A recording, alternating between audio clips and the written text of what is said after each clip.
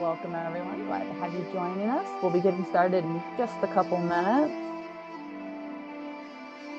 Just finishing admitting everyone from the waiting room.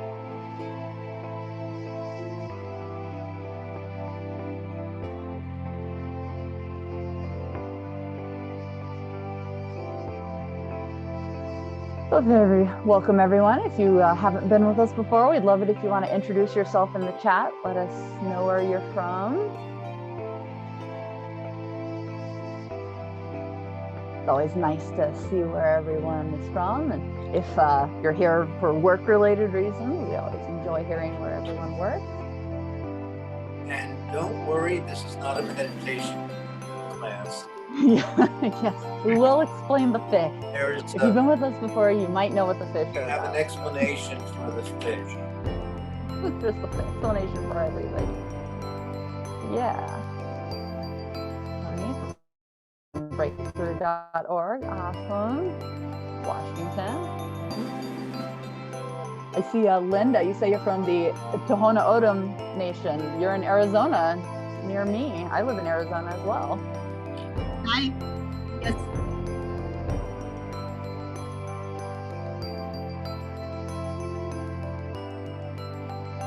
Yuma. Hey, I see someone from Yuma. Excellent. You're completely on the opposite side of the state from where I am, so.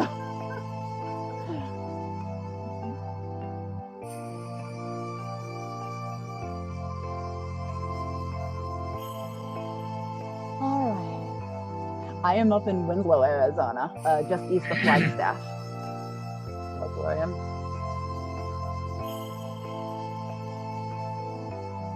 Yep. New Mexico. Excellent. Our next door, my next door neighbors. I'm in Manhattan. We're just east of New Jersey.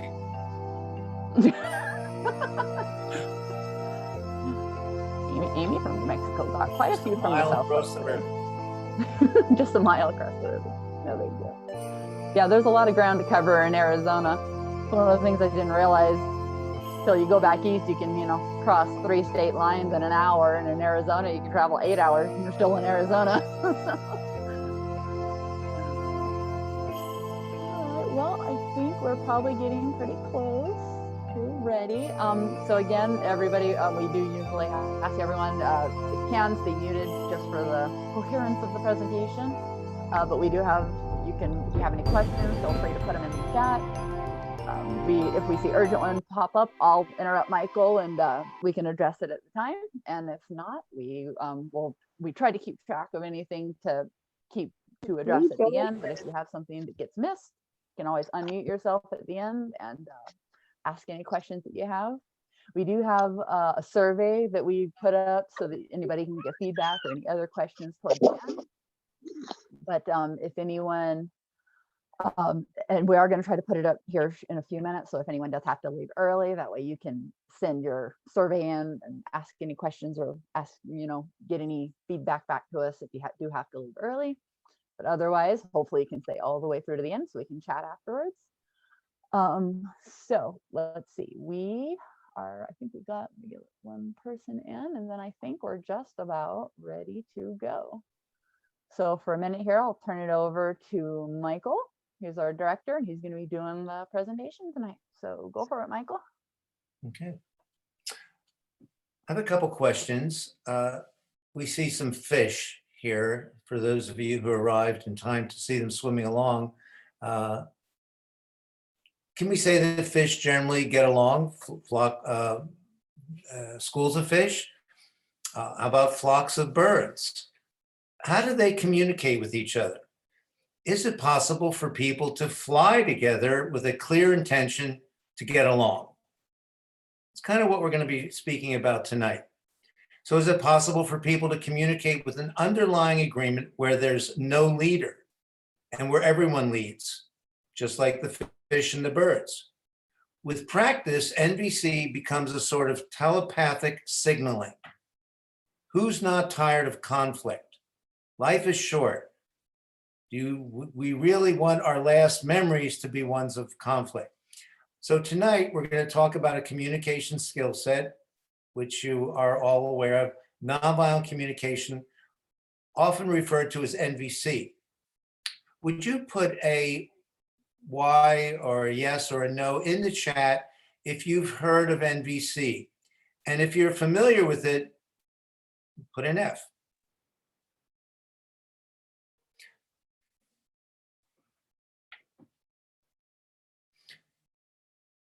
So nonviolent communication opens the door to a potential to live with more ease and harmony. Who wouldn't want that?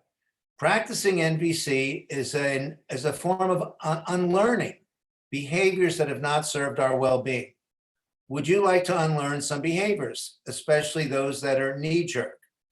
I'm going to speak a little bit about the neuroscience of nonviolent communication, and we'll speak more about it in a webinar we're giving next week.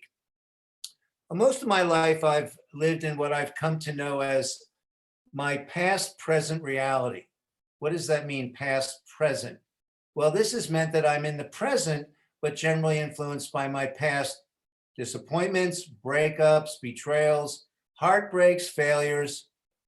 To a great extent, these have influenced my waking hours, and it has often led to my exhibiting behaviors from my past into the present. Someone says something I don't like, it brings up a memory from my past, and there's a reaction. Often it's knee-jerk. Do you know any people who have this affliction besides me?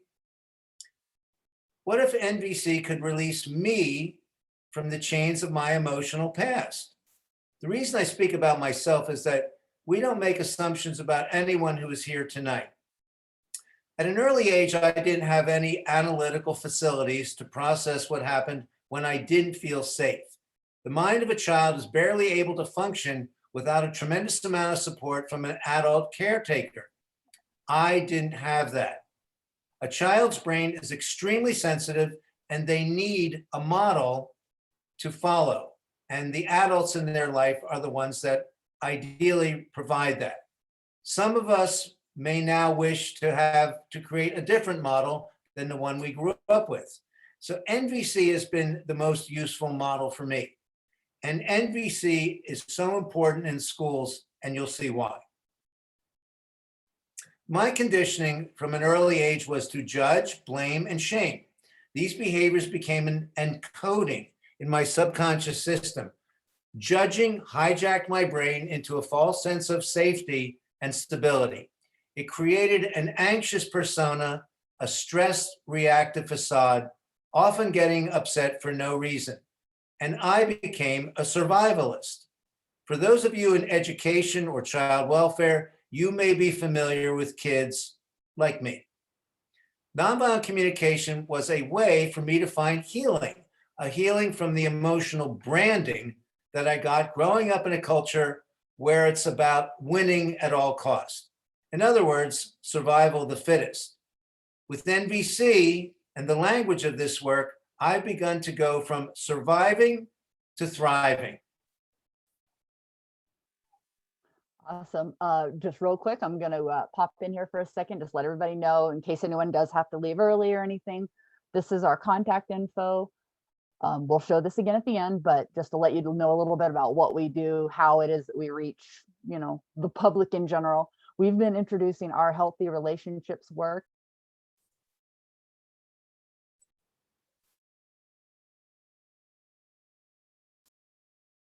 And all kinds of other organizations, including some that work with incarcerated individuals. We also work with parent associations, again, schools.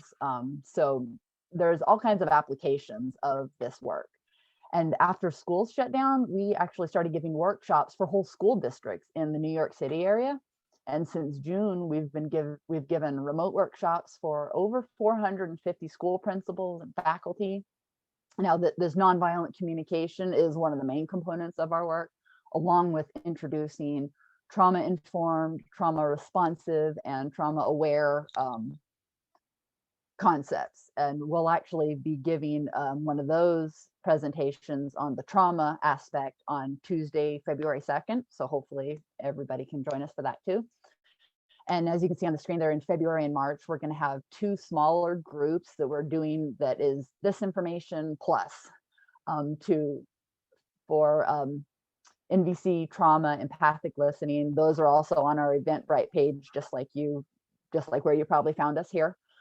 So those are going to be limited size, 25, 30 people at most, just because it's a very involved, more intimate process. So we like to have everyone have plenty of time to discuss and talk during that. So that's something anyone can join us for. We're also now on Patreon. One thing we've noticed, we have a lot of people who come to all of our webinars so faithfully, and we love that. So as a way to help support our webinar series and to make getting on the webinars easier, on Patreon, that's an easy way to be able to always get the reminders and all the emails and not have to sign up for each individual webinar. And then you're helping us out as well. We also have a private Facebook group where you can find other like-minded people to connect with. So anybody can find us there. I think the name is right there on the screen. And then again, you can contact us for any more information. We do have the survey. So if you are saying, oh, these workshops are interesting, I want to learn more, you can put that in the survey, or you can send us an email there. You can email me. My email address is sicily@trf.net. So we can use any of those. And so, yeah, so hopefully what you hear here is something that you might go, boy, I'd love to take this back to my place of business, my school, my, parent group. I'd like to tell the principal at my kids' school about it. All those are things we do. So, all right, so I'm going to turn it back over to Michael and he'll continue on. We call this the world of judgment, world of conflict. Turn on the news, the internet, radio, so many films we see. And what do we see? We see this: judgment, blame, shame, right, wrong, good, evil. This is the world many of us live in. Maybe don't partake of it in this way, but we still live in it, given what's going on today. I don't want to live in this world anymore. So NVC, these are what we call essential relationship building blocks. Again, NVC offers life skills that can create more harmony and well-being in anyone's life. Nonviolence. We don't think of ourselves as violent people. We associate it with wars and beatings and killings. But what about the words that create conflict? What's wrong with you? That was stupid. Often people speak to each other aggressively, and aggressive words can lead to aggressive actions. Now, there's 4 components to the nonviolent communication approach: observation, feelings, needs, and requests. We'll look at observations and requests in our longer workshops, which Cicely just mentioned, but tonight we're going to focus on needs and feelings. Okay, so again, if you want to read more about nonviolent communication, we encourage everyone to order a copy of NVC from Puddle Dancer Press. You can see the website here. There's also the Cliff Notes on NVC in my book, which you can download on our website. Okay, here's the needs list. This was sent out to everyone, but if you didn't get it, here it's also in the chat. What needs are essential in schools and organizations? Take a look, if you will. Obviously, learning, competence, discovery, creativity, growth, community. What about needs for families and for couples? If you look on the left side, acceptance, affection, appreciation, companionship, empathy, love, intimacy. We're familiar with all these words, but we're not really used to saying them that often in terms of identifying what our needs are. So we use the word need in our everyday language. I'm sure you've heard this. I need a car. I need a new computer. I need a vacation. Does anybody see a car on this list? I see progress and movement on the right side. They're in alphabetical order on the column on the right, movement. But car is not a need, nor is a computer. Computer is efficiency, effectiveness, also progress and competence. So if everybody could take out a piece of paper, something you can write on.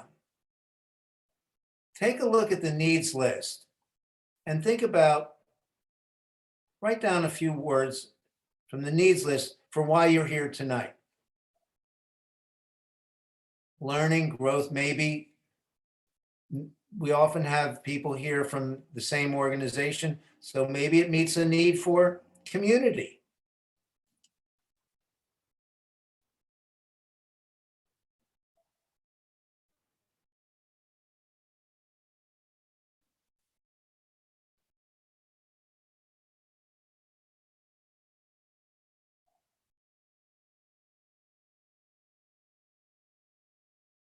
And maybe put a few of those words in the chat.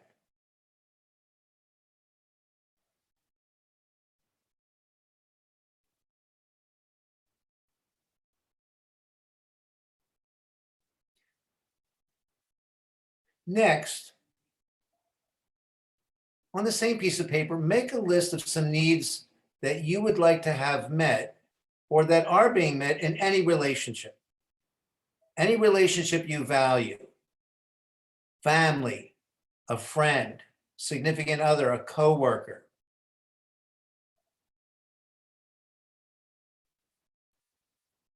How about harmony, peace of mind? Many of us have that need in all of our relationships. How about something, let's say that an accomplishment that you've just had? How about a need for celebration?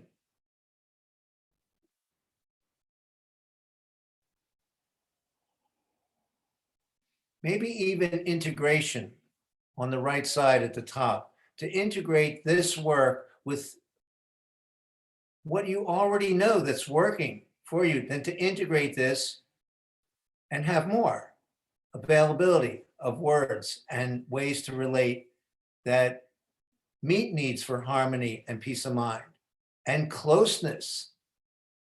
I work with couples, and in fact, we are doing a workshop on the 11th of February. It's the neuroscience of love.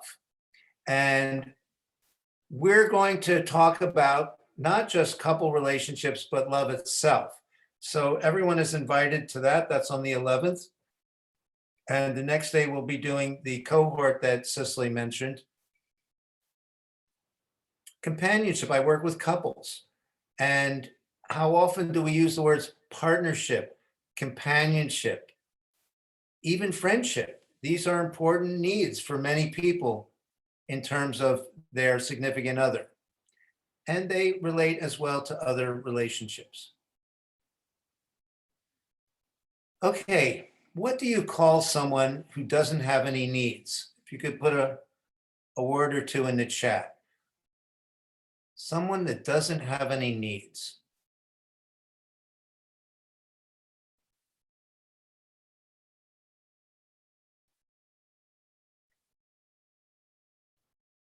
Non-human, a computer, a liar. Okay. Well, someone said peace. Interesting. Dishonest if you have no needs.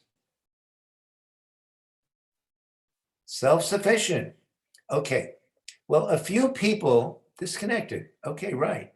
A few people wrote dead, not alive. If you look under physical well-being, what do you see? Air, food, shelter, water. Someone that has no needs is dead. So these words are about our life force. These words have so much meaning. And so without them, there is little to no life. So needs are things that we value. Everything we've ever done, everything we ever will do, and everything we're doing right now is to meet a need. So think about it. You're meeting your need for air and ease and harmony and learning. So the understanding of needs and integrating them and bringing them into your vocabulary is, you'll see when we do an exercise shortly, how integral it is to understanding ourselves and others. So now we're going to look at feelings. What are feelings? Well, I use this word, I used to use this word commonly. I would say, I feel like having some pizza. I feel like taking a walk. I feel like going to a movie. So we use the word feel in our everyday language over and over again. Well, let's look at the feelings list. Does anybody see pizza or a movie?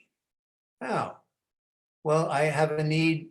I feel amused. I feel delighted. I feel interested when I'm watching a movie.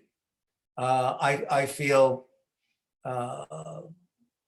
like I don't even know what the feelings are. Uh, I might feel fulfilled when I'm having a pizza, but it's not a feeling. Someone just wrote, I think I want pizza. Okay, that does get things started, but that's another workshop we're going to do. Okay, so we use this word feel in everyday language over and over again.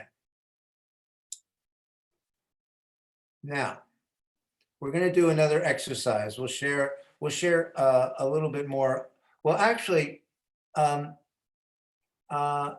feelings, we looked at the needs list. These feelings are associated with met needs. So again, take a piece of paper. How do you feel, or how do you think someone feels when they fall in love? I never want to fall in love. Why would I? I want to rise in love. Why would I want to fall? We'll talk about those things in our Neuroscience of Love workshop on the 11th of February. Yeah, we use words around love. I want to fall in love. What happens when people fall? Kind of get hurt sometimes. So the notion to rise in love. So tell all your friends who are saying, oh, I really want to fall in love. Say, no, you don't. You want to rise in love. Okay, we're going to do another quick writing exercise. How do you feel when you get the last parking space for those of you that don't live where there's only subways? Put a few words. Oh, someone wrote triumphant. That's not a feeling though. Look at the feelings list. Relieved. How do you feel when you get that last parking space? How do you feel when you accomplish a task ahead of a deadline?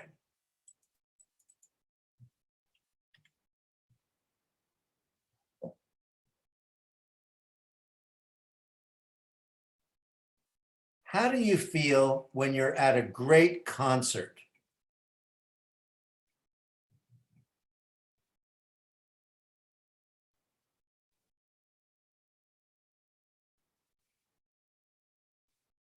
So NVC is a practice, and what we're doing now is practicing relationships, getting in touch with the needs and feelings that have value to us. All right, on the next slide, we're going to look at feelings that we call associated with unmet needs. The feelings that we just looked at, you might call them good feelings, but we call them feelings associated with met needs, because what's good to one person might not be good to someone else. So these are feelings with what we call associated with unmet needs. Now, same piece of paper. How do you feel when you don't get the last parking space?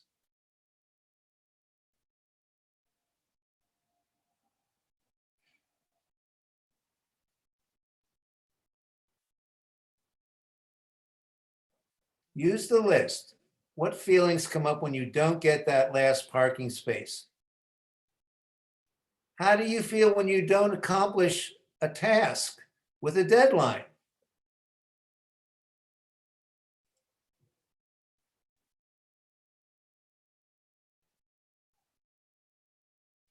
And how do you feel when you're at a great concert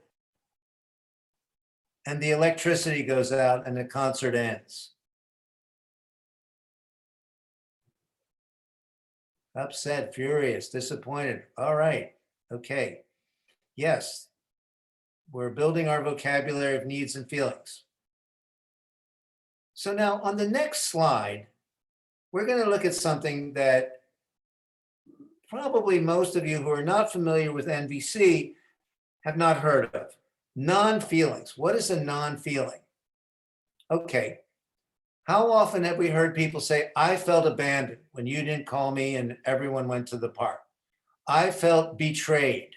I felt disrespected. That's a big one for those of you who are working in schools. When kids say, I feel disrespected when you this and when you that. So if you look at this list, I feel judged, I feel smothered, I feel manipulated. Have some of us said, I felt manipulated in a situation? Well, now if we go back to the feelings list that are associated with unmet needs, let's go back to that list. No, the other way.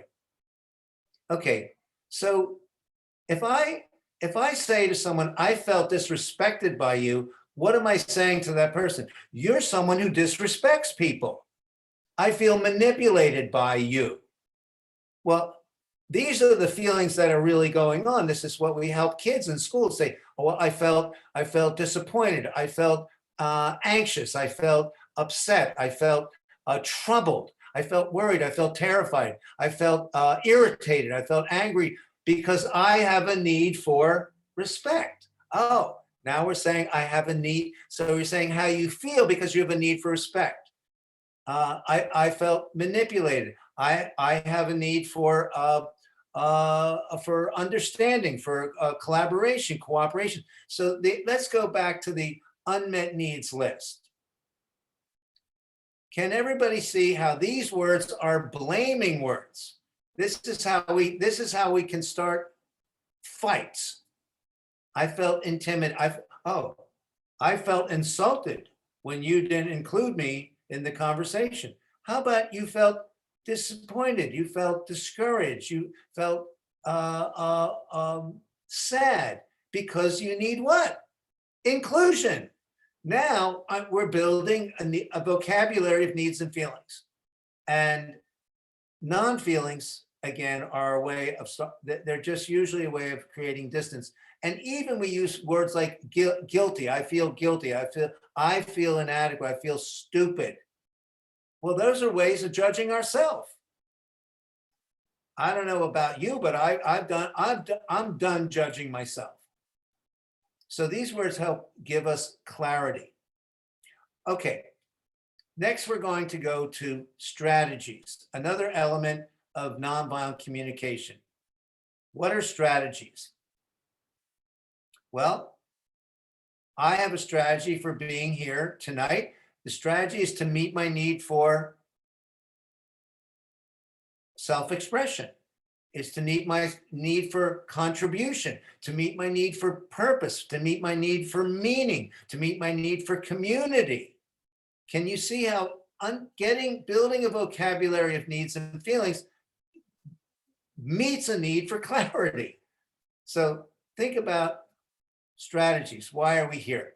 So when I found out about strategies by studying nonviolent communication, we present this work in schools, and a little story about strategies which made a huge difference in my life.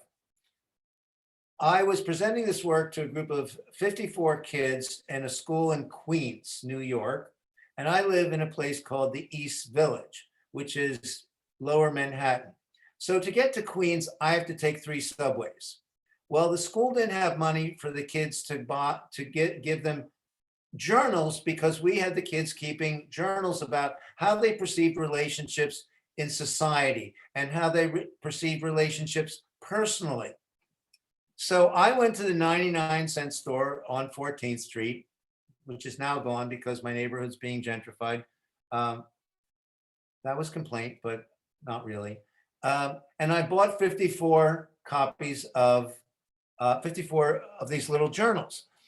I carried them in 2 bags back to my apartment, up to the 3rd floor. On the next day, I went to school, carried the bags down, went across the street, put them on a city bike, biked over to First Avenue and 14th Street, and I took the L train. For those of you who have been to New York, the L train to Union Square with a backpack and 2 heavy bags. And then I took the 6 train to Grand Central. And from there, I took the 7 train to Jackson Heights, Queens. It's a lot of traveling, a lot of books, and they weren't light. As I came off the subway, I headed down the stairs because this was an elevated track. In some parts of the city, the subways are above ground. And for those of you who've been to New York or seen movies, the subway stairs go down about halfway, and then there's a flat space. As I was approaching the flat space, I saw someone coming up on the other side very slowly. And then I saw someone coming from the sidewalk with that hurried look in their face. And I thought, if they go around the slow moving person, I'm going to have to stop in my tracks. And I remember thinking, don't. They did.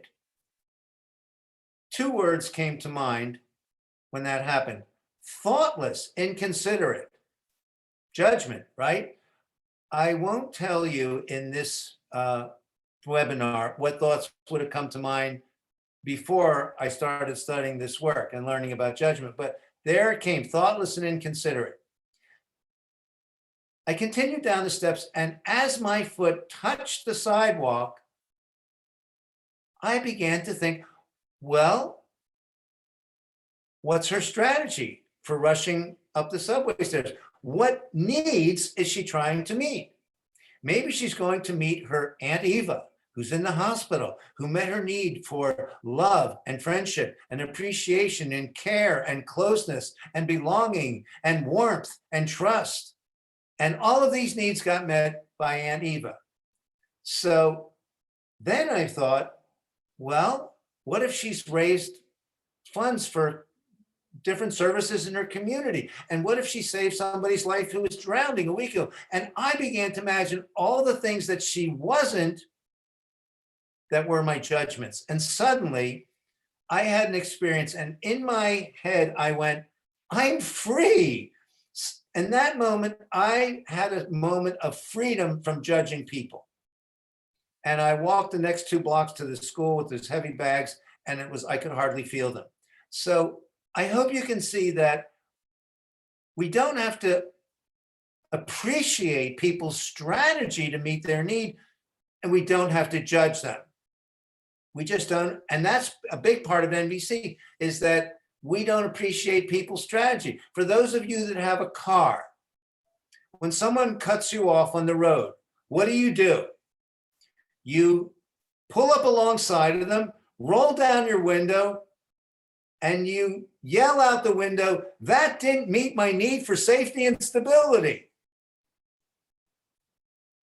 Right? Is that what you say? No, you say, you idiot. But you don't know if that person saved somebody's life. And are they rushing to their child's school because the lights went off and it got late and they forgot to go there? And that person performs acts of service day in and day out. Are they an idiot? I ride my bike all over the city. When the city was alive, it's not very lively these days, but cabs would get close to me and I would get so angry because it wasn't meeting my need for safety. And I would ride up to them and shake my fist and say, yeah, go ahead. Hit me. I could use the insurance money. I would say nasty things to the cab drivers. I'm not too nasty. But what if the person in the back seat of that cab driver has to get to the hospital because they're about to give birth? And the cab driver is meeting a need for progress and movement and support for that person. Oh, so now cab drivers aren't my judgments. People who cut you off on the road aren't your judgments. People that bump into you and knock something out of your arms, they don't have to be your judgments anymore. So understanding strategies and feelings has been very freeing for me. Okay, that's strategy. So we're going to do an exercise and then we'll come to an end tonight. So this next exercise is called the T exercise. Please take your piece of paper, draw a T on it, but leave some room at the top so you can write a short phrase or sentence. And if you will write something someone said or did that annoyed or disappointed you, not something tragic like, I won't say, but something annoying. So we have a nonprofit, which is why Cicely mentions how much we would appreciate anyone who would like to donate to support our work. So we have a nonprofit, and one of our board members called me up one day and said, when we spoke about what we were accomplishing here, he said, "Why do you waste so much time?" How do you think I felt? Well, let's go to the next slide. Now that you've written down something that annoyed or disappointed you, what did you feel? Let's go to the feelings list.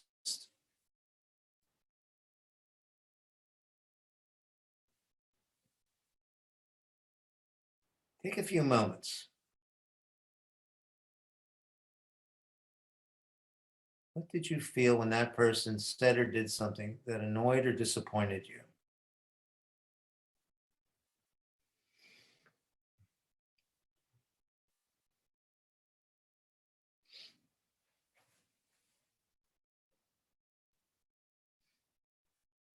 Give yourself some time to think about these feelings. These are words we've heard throughout our life. We know these words, we've used them. But now we're thinking about what feelings came up. So often, when things are said or done that we don't appreciate, we can feel almost bodily and in our heads and like what we don't like. But here we are naming the feelings. Okay. Let's go to the next slide. Now, write needs. What needs did you have that weren't met when this person said or did something you didn't like? And let's look at the needs list again.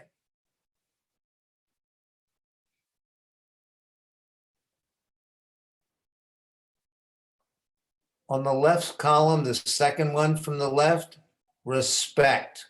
That did not meet my need for respect. And on the far right side, the bottom of the column, it didn't meet my need for understanding. Now, I'm associating what I'm feeling in relation to what my needs are.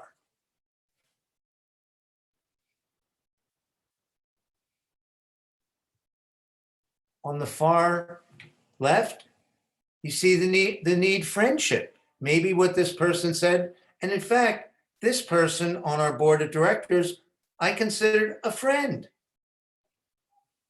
Why do you waste so much time? Yeah, did not meet my need for friendship.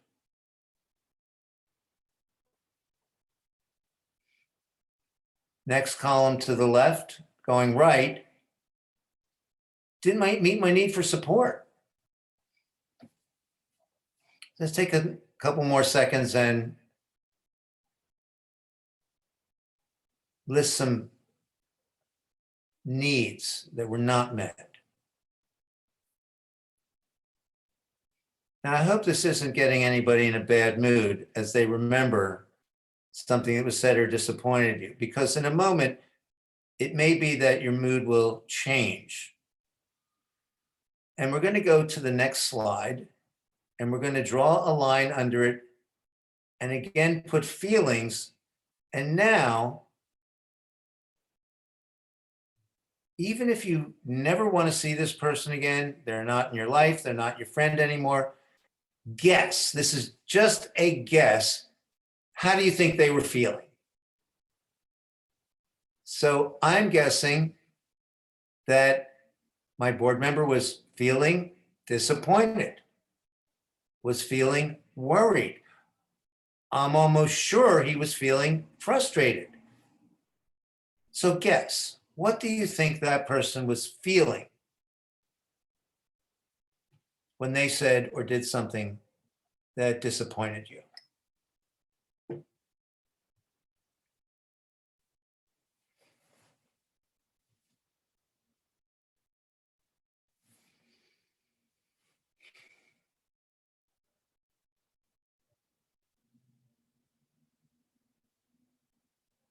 You can come back to this exercise.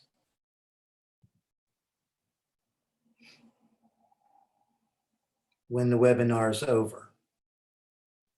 Because an exercise like this can give you an opportunity to think about someone, because this board member, I really love this guy. I love him. And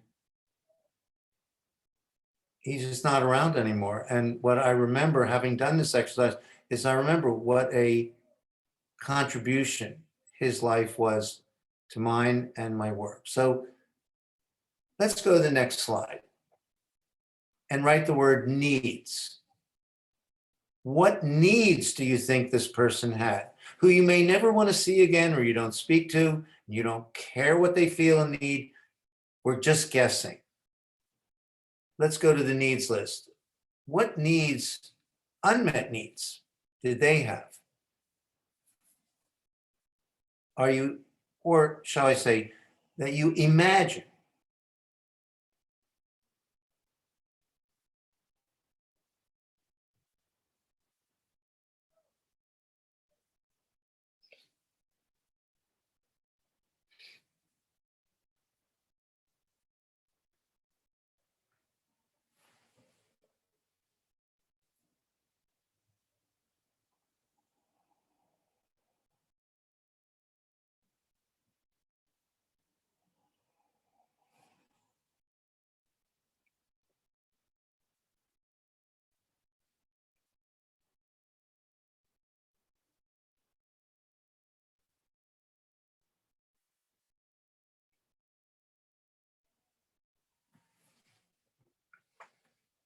Okay.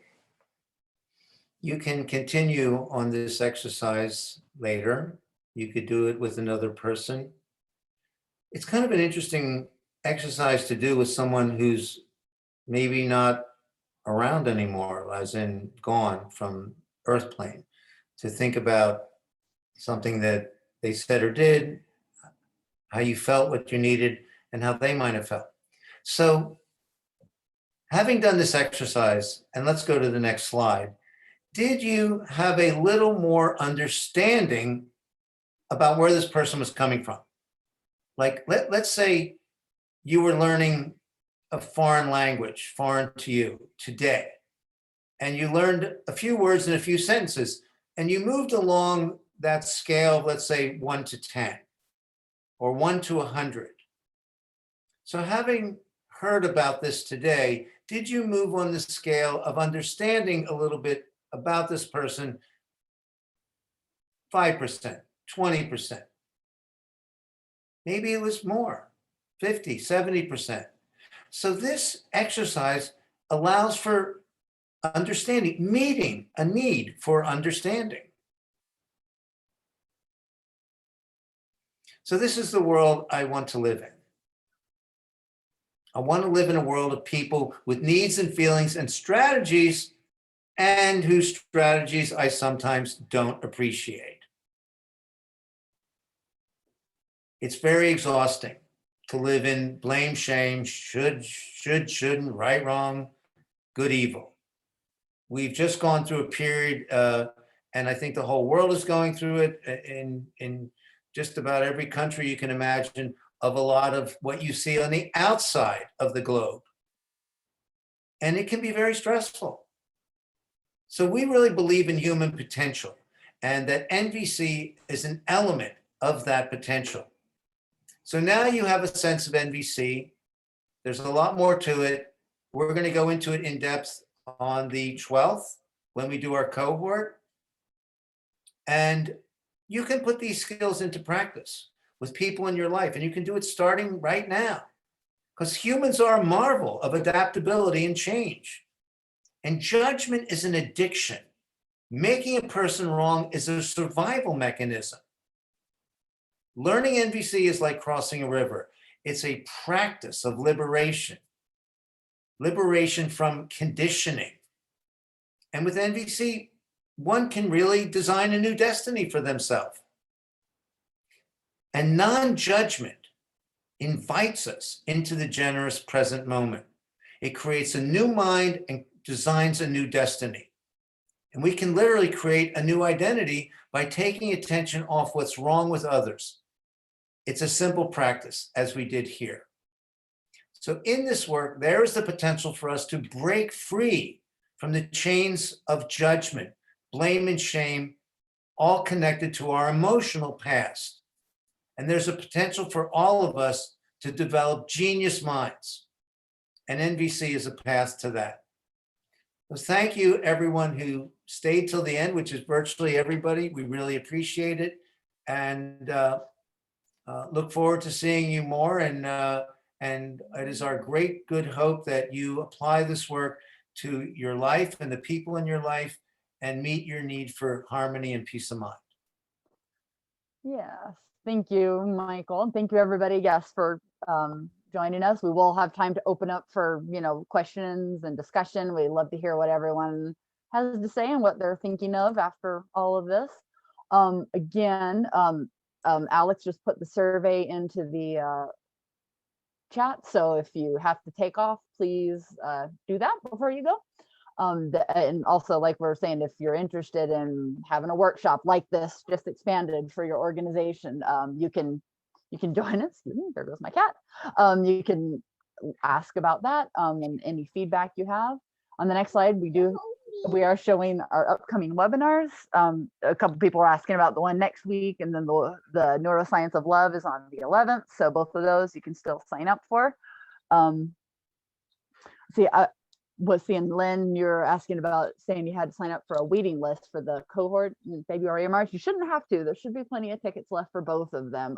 If I'll check and make sure nothing funny happened with the sign up on that. But if you go back to check again, yeah, like this link here that Alex just put in, that'll take you to those ones as well. So you should be able to sign up for that. If you can't, let me know. We do have, and I think on the next slide is where we have a little bit more about those two more in-depth cohorts that we're doing in February and March. We actually have a bunch of tickets still available right now for only $75. So anybody that wants to do that, grab those, and they should be there. And yeah, if anybody has trouble, let me know. My email is there on the right, Cicely@trf.net. If something doesn't work, I do want to know about that, so I can fix that. But last I checked, it was working, but I will check again. And we again also do our workshops full length like this. Plus, we can do it for organizations. We do try to do sliding fee scale because we know lots of other organizations, they're nonprofits just like us. So we try to make it achievable for everybody. We want everyone to be able to get the work into their organizations if they can. So if you want to have a chat with me and Michael, we can hop on a Zoom call or a conference call with you at any point and figure out what works for everybody. And then the next one again, yeah, is our website. You can download Michael's book on there and join our newsletter. We also have free preview chapters of our curriculum and our guidebook. So like if you do work for a school, you can see some previews of what the curriculum looks like. And then of course, like we said, donate if you can, because this is what keeps our webinar series going, is everybody's help. We have some really awesome people who've joined us and helped out, and it's been a great help. So again, on the last slide, our contact information again, just reminder of what our Facebook group is called. And so you can feel free to request to join that. It's still small right now, but we're trying to get as many people who've joined the webinars on there. It's a nice way to be able to mingle with others of like mind. So I think that's pretty much all. So we can open up to questions. If you can't just unmute and talk, just use the little raise hand thing, and then we'll make sure we get to everybody eventually.